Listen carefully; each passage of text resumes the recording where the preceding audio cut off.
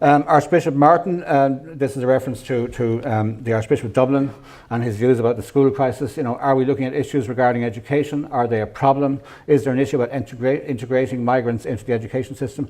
Again, I would say no, but there is a problem because schools themselves assert their own right in the selection process to decide who should be admitted and who should not. So you have situations like occurred in Balbriggan some years back, where one school had all of the black and minority children and another school had an all-white system. I think the answer there is that the state should act in the interest of all of our society, and they should not allow schools to be selective and particularly to practice racial or religious discrimination, who they admit and who they do not. So the solutions there, it seems to me, are self-evident.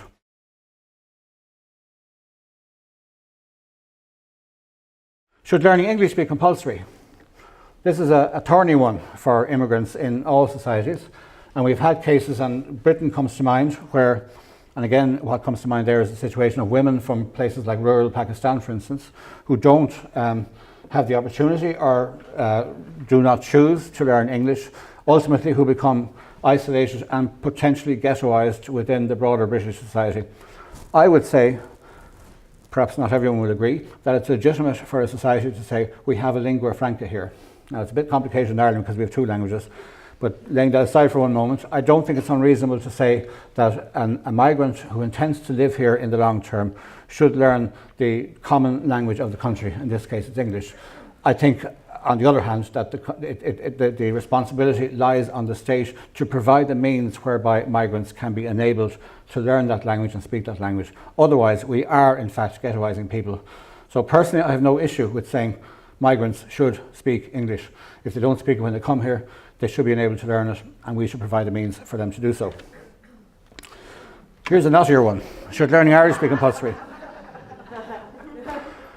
I am bilingual myself, and I want to see the preservation of the Irish language. All I can say to this is that Irish will only be preserved if people wish to speak it. And that applies to the native Irish themselves as much as it does to an Egyptian or Lebanese or Japanese person living here. If their children go to school, they have the opportunity to come into contact with the language and to learn it. And insofar as they want to speak it, fine, let's do that. But let's not single them out or say that because so-and-so doesn't speak Irish well, that means they haven't fitted in here, because that would actually disqualify most of the children of the nation as well.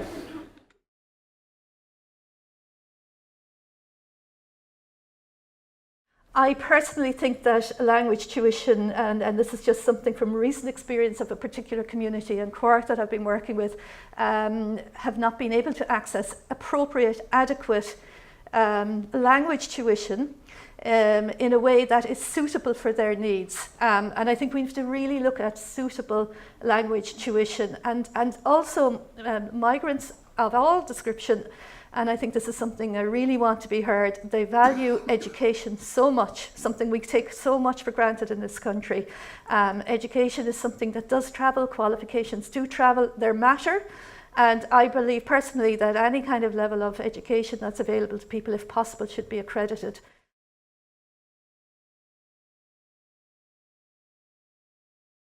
Information about, we need, I suppose, much more information about the education system, norms and values. Anti-racism training for staff.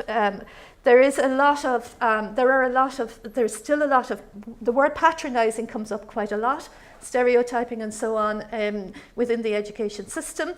I think that the criticisms are more to do with school authorities and also with other parents than with actual teachers. That was something that was very striking about the research. Pressures around the child or the person having to represent their country, and for example, the pressure to do well academically. That pressure coming from parents themselves as well as the country and society. And again, it's this issue of it's fine, things aren't too bad around cultural practices around religion and food and dress, but when it comes to more deeper things, it's not quite as simple as that.